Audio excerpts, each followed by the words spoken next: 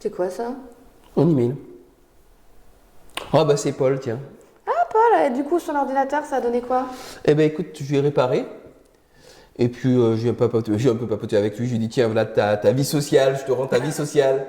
Je l'ai un petit peu charrié. Je lui ai dit, mais tu sais, sans blaguer, Paul, tu devrais peut-être fermer l'écran de temps en temps et puis aller rencontrer de vrais gens en chair et en os, ça te ferait pas de mal. Il a pas dû très bien le prendre, ça. Bah, il a un petit peu tiré la tronche, quoi. Mais bon, écoute, c'est vrai, il est tout le temps planté là-devant et puis il rencontre jamais pas grand monde, quoi. Ouais. Donc là, il m'écrit, c'est marrant parce qu'il m'écrit, t'as peut-être pas complètement tort. Le problème, c'est que je sais pas trop quoi faire pour rencontrer des gens. Ah, c'est bête. Bon, c'est bien au moins qu'il ait envie d'essayer. On pourrait peut-être lui donner quelques idées. Quitte, tu vois, à l'emmener avec nous faire des trucs. Après tout, on est ses potes quand même. C'est vrai. C'est vrai. Qu'est-ce qu'on peut faire pour sortir de la solitude?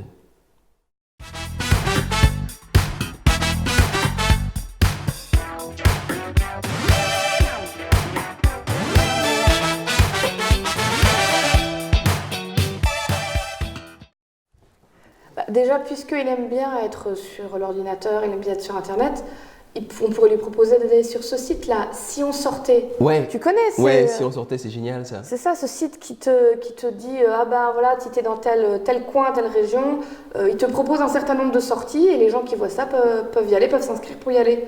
Eh ben, c'est mon pote Fabien qui m'a fait connaître ça et il me disait ben, toutes les semaines on a des sorties ensemble dans les musées, les restos, même Disney World, enfin ils ont fait plein de choses en groupe et il y a de belles rencontres. Hein. Et puis c'est super pour les gens qui... On pourrait aussi chercher avec lui s'il y a des associations, tu sais, des associations pour les passions qu'il peut avoir.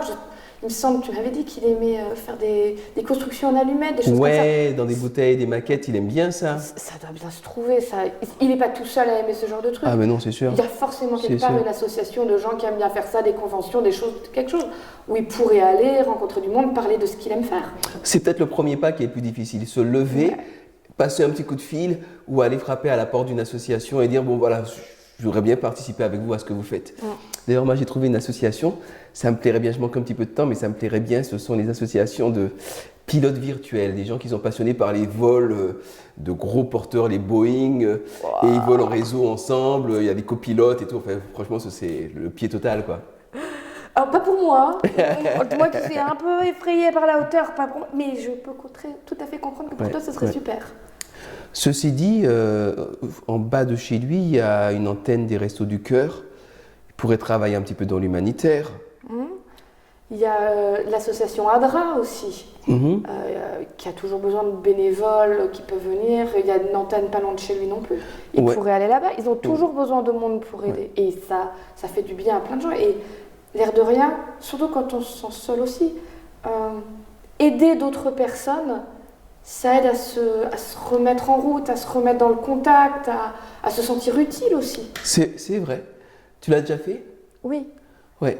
Quand C'est j'étais quelque chose, étudiante surtout, j'avais un peu plus de temps, j'aidais au niveau d'associations. J'étais à Dunkerque il n'y a pas longtemps là, et on a servi à 300 à peu près Kurdes des plats et tu sors de là, tu es quand même transformé. Hein.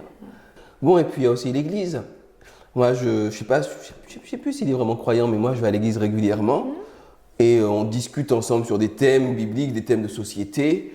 Bon, il y a la partie traditionnelle de culte avec des chants, mais c'est sympa aussi. Chanter ensemble, surtout dans certaines églises où ça chante vraiment bien. Tu sais, ça peut être des églises gospel, des églises un petit peu typiques. C'est vraiment super sympa. Tu as vraiment l'impression de faire partie de quelque chose. Moi, ce que j'aime dans le fait d'aller dans les activités comme ça d'une église, c'est tout ce qui a trait à la jeunesse. Tu sais que j'aime bien ça. Ouais. Et c'est vrai qu'avoir un cadre comme ça où on peut amener des jeunes, les faire réfléchir, leur faire plein d'activités, je prends mon pied, moi, à faire ça. Ouais. Bon, comme quoi, il y a vraiment beaucoup de possibilités si on veut sortir un petit peu de la solitude.